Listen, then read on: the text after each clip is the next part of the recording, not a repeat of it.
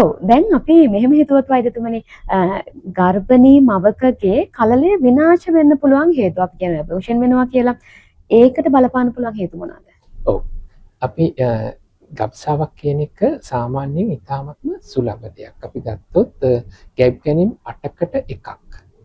සාමාන්‍යයෙන් දරුවෙක් දක්වා යන්නේ නැහැ අතරමඟ නතර වෙන අවස්ථාවක් තියෙනවා. ඒ කියන්නේ ගබ්සාව කියන්නේ ඉතාමත්ම සුලභ දෙයක්. මේක බොහෝ දුරට සිදු වෙන්නේ මේ පිහිටපු කලලයේ කිසියම් වූ අඩුපාඩුවක් තියෙනවා. ඒ කියන්නේ ජීවත් වෙන්නට සුදුසු තත්වයේ ඥානමය සංයුතියක් නැති කලලයක් හැදුනොත් මේක ස්වභාවයේ ක්‍රමයේම තමයි මේ ගබ්සාවක් විදිහට පිට වෙලා යන්නේ. ඒකට ඒක අපිට වළක්වන්න හැකියාවක් නැහැ. ඒක ස්වභාවිකව සිදුවෙන දේ තමයි අර ගැටලුවක් තිබෙන දරුවෙක් බිහිවීම වළක්වා ගන්නට ස්වභාව ධර්මයේ තියෙන ක්‍රමයක් තමයි මේ ගබ්සාව කියලා කියන්නේ.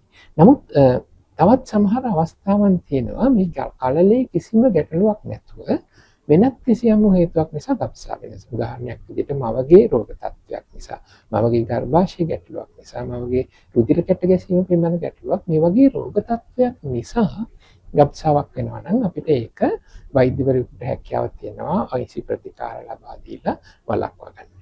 ඒ වගේම තමයි අපේ සාමාන්‍ය මතයක් තියෙනවා මේ ආහාර වර්ග සාමාන්‍යයෙන් මවගේ එදිනදා දෛනික පුරුදු වැඩ කටයුතු නිසා මේ ගබ්සාවන් සිදු වෙනවා කියලා. මේක ඇත්තටම වෙන්නේ අර ස්වභාවිකව සිදුවෙන ගබ්සාවන් මේ වගේ දෙයකට සම්බන්ධ කර ගැනීම තමයි කාලයක් තිස්සේ මේ එක් ආහාරයක් නිසා වෙන්න පුළුවන්, ව්‍යායාම කරන නිසා වෙන්න පුළුවන් කියලා ඒ වගේ මතයන්ට ඇතිවීමට හේතු වෙන්නේ. බොහෝ දුරට අපි සාමාන්‍යයෙන් එදිනෙදා ගන්න ආහාර එක්ක ගබ්සාවක් ඇතිවන්නේ නැහැ. ඒ කියන්නේ පළතුරු වර්ගයක් වෙන්න පුළුවන්. ඔබ කැමති පළතුරු වර්ගයක් කෑව කියලා එහෙම ගබ්සාවක් ඇති වෙන්නේ නැහැ.